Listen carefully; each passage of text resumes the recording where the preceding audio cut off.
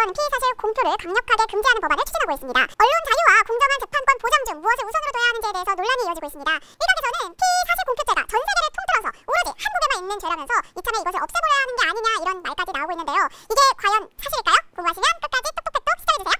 오늘도 아무런 의심 없이 뉴스를 보셨나요? 아니면 속는 셈 치고 보셨나요? 가짜뉴스 퇴치 프로젝트 똑똑팩토리입니다. 안녕하세요. 네, 요즘 이 이슈가 시기적으로 조국 장관 가족 수사와 맞물리면서 논란이 아주 거세게 일었습니다. 검찰 압박하려는 것이 아니냐 뭐 이런 이야기가 있는데요.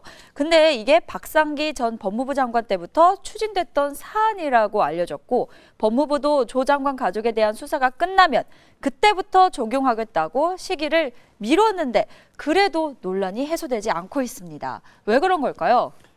그렇죠. 뭐 시기적으로 그런 반응이 나올 수밖에 없지 않을까 싶어요. 국정농단 사태 같은 아주 과거에 굵직굵직한 사안들이 터졌을 때는 네. 피의 사실 공표 다 해놓고 내로남불이죠. 내로남불. 왜 이제 와서 하필 왜 이제 와서 이런 거를 하느냐 그런 시선들이 나오는 건데 설득은 안 되는 거죠. 그런데 이제 본격적으로 이야기를 나누기 전에 우선 피의사실 공표죄가 무엇인지 궁금합니다. 데이터자님 알려주세요. 일단 피의사실 공표죄가 형법에 규정돼 있어요.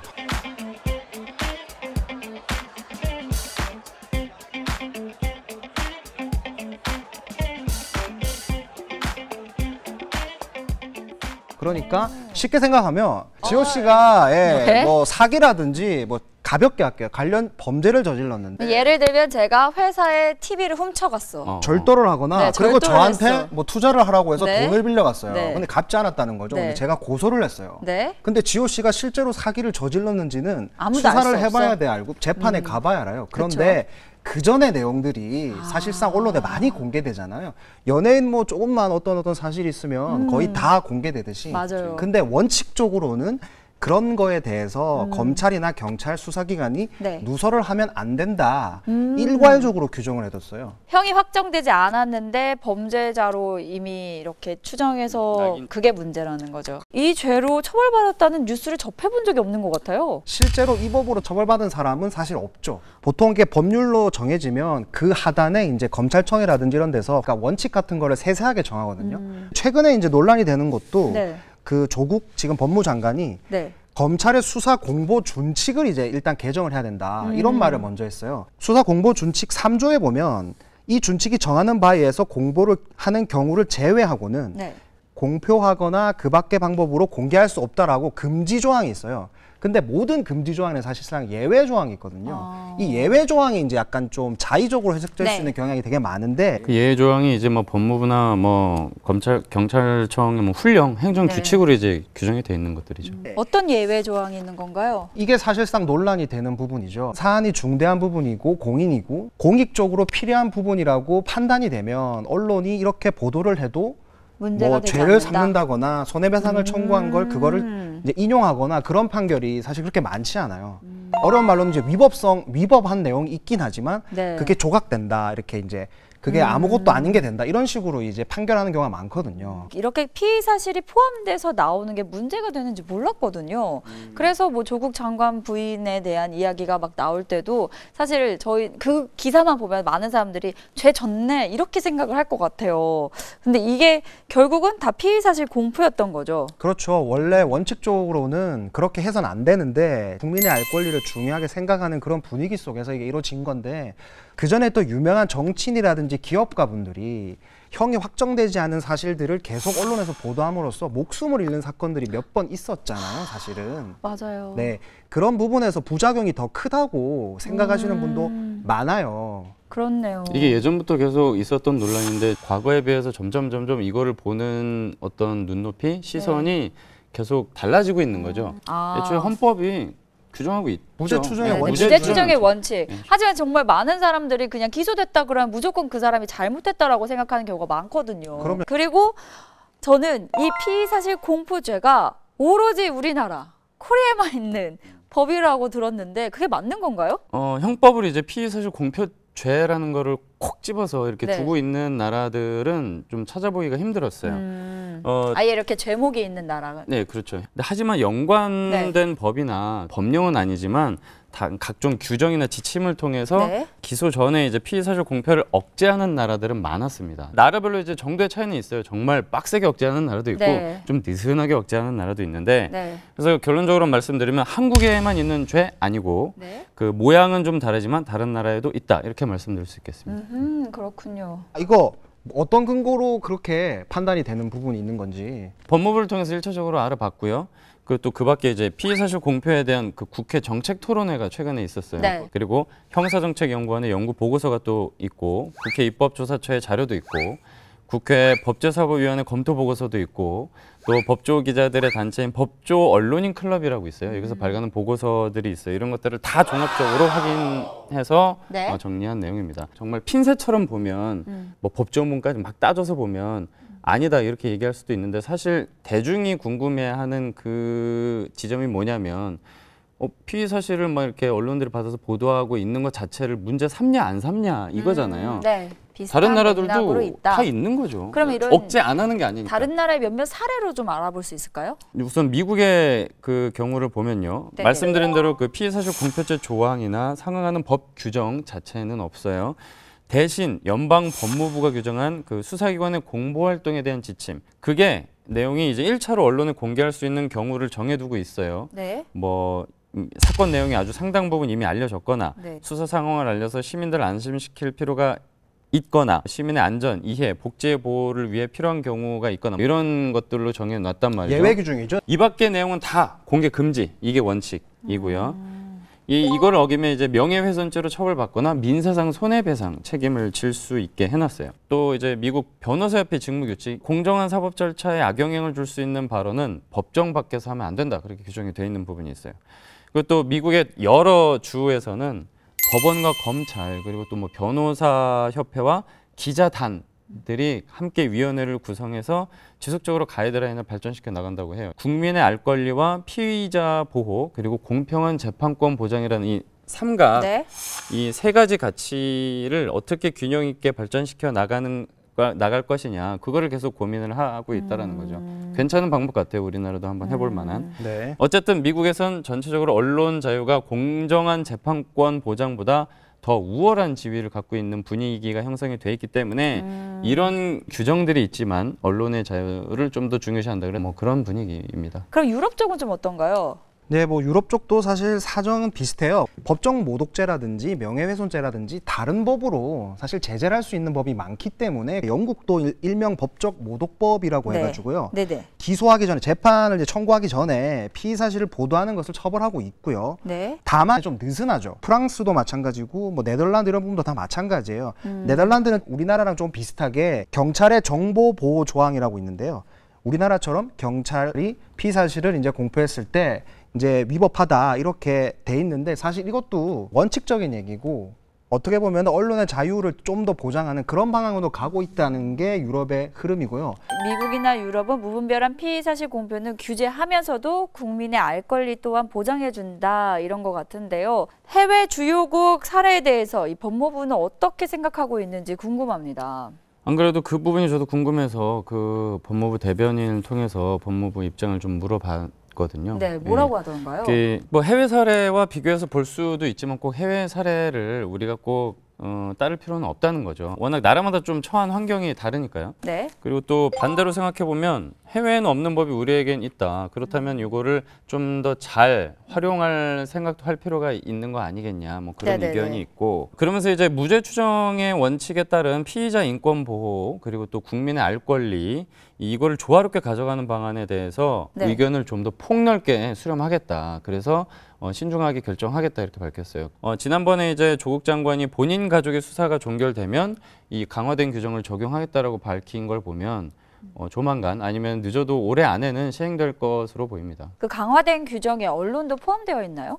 수사 공보 준칙을 이제 수정하는 부분이기 때문에 언론이 네. 해당된다고 볼 수는 없죠. 그 검찰 자체 내에서는 이 어긴 부분에 대해서 처벌할 수 있는 규정이 공보 네. 준칙에 없다라는 거죠. 네네. 이걸 마련하겠다는 거고요. 공표할 내용이 만약에 있다면 위원회를 거쳐서 판단을 받아라. 이런 내용의 취지로 이제 고친다는 거기 때문에 언론에 직접 규정되는 그런 부분은 없다고 보면 되는 거죠. 사실 지금 이 피의 사실 공표와 관련해서 논란을 일으키는 큰 주체 중에 하나가 바로 언론이잖아요. 이 검찰과 경찰이 정보를 몰래 이렇게 흘려주면은 그걸 받아서 언론이 무분별하게 이제 확대 재생산하는 게 언론이다. 이런 비판의 소리가 나오고 있습니다. 이 언론에 대한 이야기도 자세히 한번 해봤으면 좋겠어요. 네, 중요한 포인트를 지적을 난감하죠, 해주신 되게 이런 거죠. 근데 이슈가 사실 그 외국의 사례를 앞서 살펴봤지만 감안해야 될 맥락이 있어요. 그러니까 우리의 피의사실 공표죄와 같은 법조항은 없었지만 뭐 관련된 법이나 다른 뭐 어떤 규정들을 통해서 억제는 하면서도 네. 동시에 알 권리를 보장해주고 있다 이렇게 설명을 드렸는데 그게 가능한 언론 환경이 또 있다라는 점이죠. 네. 언론 환경이 좀 달라요. 외국과 우리나라가 그렇죠. 많이 다르죠. 네. 어떻게 다르나요? 뭐냐면 네. 우리는 기소 전 단계에서 네. 그 기사가 정말 쏟아지거든요. 네네. 외국에서는 재판 위주로 네. 공판 위주로 기사를 쓴단 말이에요. 아, 한 번 실제로 영문으로 네. 그 prosecution 뭐 네. 발음 좋은 분 누가 있어요? 발음. prosecution. prosecution. 오. 맞나요? 네, 아무튼 좀 늦게. 검찰. 지금 비웃는 거예요. 네. 자, 영문으로 검찰 그리고 재판이 뭐죠, 영어로? trial. 이야. 오늘부터 이거 영어 안 써 있어, 탔다. 안 써 있어요. 네, 여러분. 이 두 가지 키워드로 기사를 한번 찾아보시면 차이점이 바로 보입니다. 자, 저 여기서 제가 하나 질문을 네. 해볼게요. 자, 유무죄를 판단은 어디서 판단하는 거죠? 법원, 판사. 법원이죠. 네. 그렇죠. 그래서 검찰은 수사와 기소를 하는 거고 그 최종 판단은 법원이 하는 거잖아요. 네. 그래서 엄밀히 보면은 검사들 어떤 수사를 통해서 이 사람이 죄가 있다 없다에 대한 주장을 하는 거예요. 그러면 피의자 나중에 이제 피고인이 되는 사람이 또 주장이 있을 거 아니에요. 아니다, 나 죄 안 졌다. 이런 양측의 주장을 갖고 법정에서 누구 말이 맞는지를 판사가 판단을 하는 거죠. 그래서 사실은 재판 과정을 기사화하는 게 더 중요하다라는 거는 익히 네. 알려진 바고 언론도 다 네. 알고 있어요. 근데 현실적으로 우리의 법조기서는 전체 비중을 10으로 따져 본다면 네. 한 7, 8은 검사가 수사 중일 때 막 몰렸다가 네. 이제 재판이 시작되면 그게 한 2, 3 정도로 확 떨어져 버린다라는 거죠. 그래서 이제 실제로 초반에 온갖 의혹이 막 나왔다가도 네. 재판 결과 보면 되게 가변형을 받거나 네네. 심지어는 뭐 무죄로 나오는 경우도 왕왕 있단 말이에요. 그래서 이거에 대한 문제 제기가 계속 있어 왔던 네. 건데 우리나라는 왜 기소 전에 많이 쓰고 기소해서 많이 쓰고 왜 재판 때는 안 써요? 첫 번째는 경찰 수사라든지 검찰 수사에 대한 신뢰도가 상당히 낮았어요. 왜냐하면 부패의 온상이라고 지적된 적도 있고 네. 언론이 감시할 여지가 상당히 많았다라는 거죠. 그렇기 때문에 재판 청구 전에 경찰이나 검찰의 수사 단계에 있어서 문제 제기를 하기 위해서라도 집요하게 그 부분을 파고드는 게 또 국민의 알 권리라든지 공익적인 관점에서 중요했던 거예요. 긍정적인 효과도 분명히 있어요. 취재를 네. 하다 보면 네네. 경찰의 이런 좀 늑장 수사라든지 아니면 과도한 수사 이런 걸 되게 지적함으로써 어떻게 보면 사회 전체적으로 이득이 되는 부분도 분명히 있어요. 다른 나라와 환경이 다른 게 수사에 관해서 그동안 네. 너무 폐쇄적이었어요. 네. 경찰뿐만 아니라 검찰도 검찰 담당 검찰을 만나는 건 거의 뭐 하늘의 별 따기 수준으로 어려운 부분인 거고요. 영국이나 다른 유럽은 검찰한테 그냥 전화하고 네. 검찰 그 공보 검찰실에 들어가가지고 막 자유롭게 물어보고 하는데 실제로 우리나라는 그러기가 되게 쉽지가 않은 문화인 거고요. 그리고 재판 비공개 재판이 되게 많아요. 그러면 재판 정안에 기자들이 이렇게 귀를 대고 듣고 있거나 그렇게 해서 취재를 한다고요. 어떻게 보면은 법원이나 검찰의 폐쇄성도 네. 사실은 피의사실 공표죄를 위반하는 그런 어쨌든 중요한 요소가 될 수 있는 부분인 거죠. 자, 세 번째 말씀하셔야 되는 게 사건 기사. 네. 지호 씨가 예를 들어서 사기로 혐의로 입건됐다. 네네. 얼마나 재밌는 기사입니까? 너도 나도 보도를 할 수밖에 없는 이런 환경이 사실은 우리나라에 많이 조성이 돼 있어요.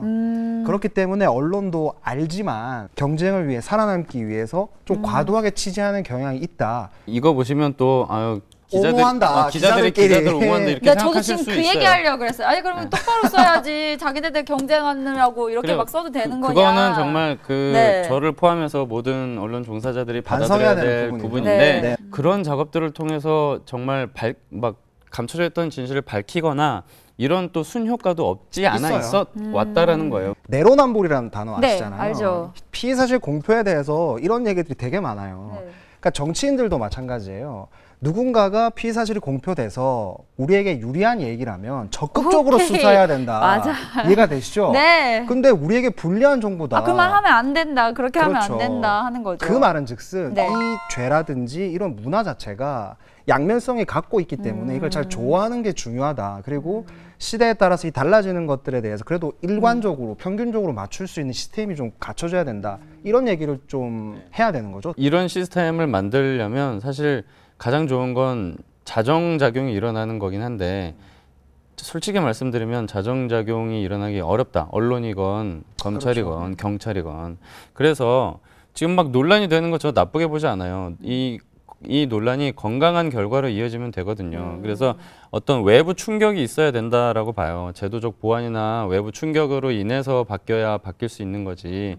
자정작용은 힘들다. 그렇다면은 이제 우리 미디어 소비자들이 이런 사건 기사, 법조 기사를 볼 때 어떻게 뭐를 염두에 두고 봐야 하는지 궁금합니다. 팩트를 굳이 알아가야 한다는 점은 되게 지난하고 귀찮은 작업이에요. 왜냐하면 그 사건을 계속적으로 따라다녀야 되는 거거든요. 이 바쁜 세상에. 이 바쁜 세상에 실제로 기사를 쓴 기자도 내가 쓴 기자의 이 혐의를 받았던 사람이 유죄를 받았는지 무죄를 받았는지 모를걸요.